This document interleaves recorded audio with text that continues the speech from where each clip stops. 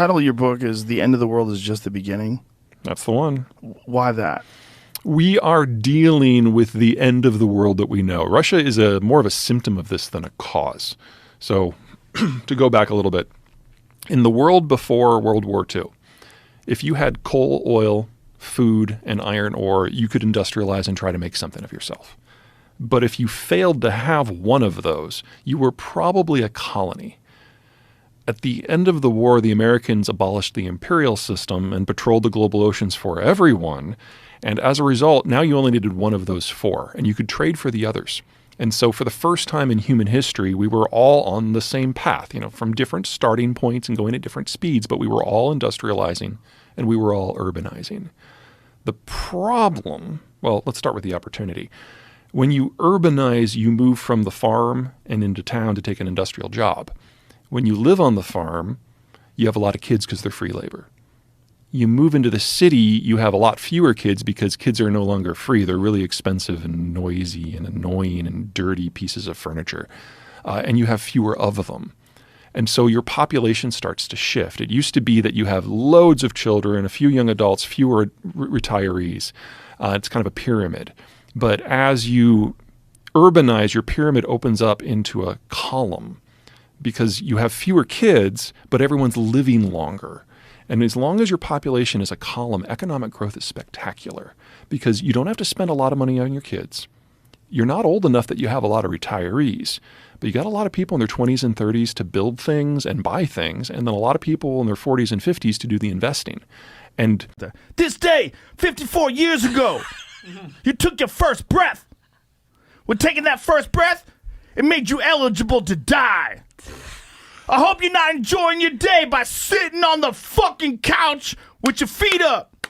Hopefully you're out there somewhere suffering, talking to that inner bitch. You see that vicious jealousy in chimpanzees. Like one of the things that chimpanzees do when they attack people, one of the things they attack people over is unfairness. There was a terrible story about a guy who had kept a pet chimp and then brought the chimp a birthday cake on his birthday. Brian Posehn has a whole bit about it. Do you? Does he really? Yeah. And the other chimps found out that this chimp was getting a birthday cake, and they saw it, and they weren't getting any cake, and they were fucking furious. So someone had inadvertently left one of the gates open, so the chimps got out and tore this guy apart because of a birthday cake. Oh, my God. I saw it. It just showed up on my YouTube feed. I'm like, oh, yes, here we go. And wasn't surprised at all. No. I mean, it seems completely makes sense, but that's exactly what I expected. Yeah, it seemed like just a matter of time for him. There's no way you can look like that. No. In your 40s, that jacked. I mean, he's preposterously jacked. Do we have a fucking... now that we know that he's full of shit, we're talking about the Liver King, by the way, ladies and gentlemen. A lot of people are like, what are they saying? This is all inside stuff. Yeah. There's a guy, if you don't know who the Liver King is, the guy calls himself the Liver King, and he's this guy who walks around everywhere with no shirt on. I've seen him in Vegas with no shirt on. Big bushy beard, super jacked, and he was telling people that the way he gets that way is by sunning his balls. He literally lays down with his asshole staring at the sun and eats raw liver and just lifts like a maniac, and that's how he's so jacked. But it's preposterous.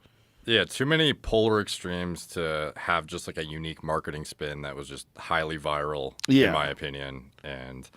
I don't know. I think most people could see through it, but at the same time, he would... Like, there was a lot of big names that even reached out to me after the video came out, and they were like, I didn't think he was natural, but this guy literally right to my face would say, like, blatantly, I am natural. And, like, a lot of people will take a guy at his word when it's, like, a private conversation. And if he's straight up telling you in person...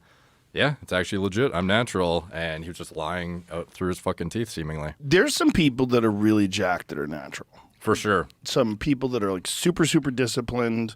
They, they're taking supplements, but all legal supplements that you can get at like a vitamin store. And they're just like, they've never gotten off the grind. And who's that guy? Paul Sklar? Did you comment on him? Yeah. He actually did blood work like immediately after I had talked about it one time, and it checked out. Yeah, he looks like what's possible. Yeah. Like if you don't know who that guy is, he's super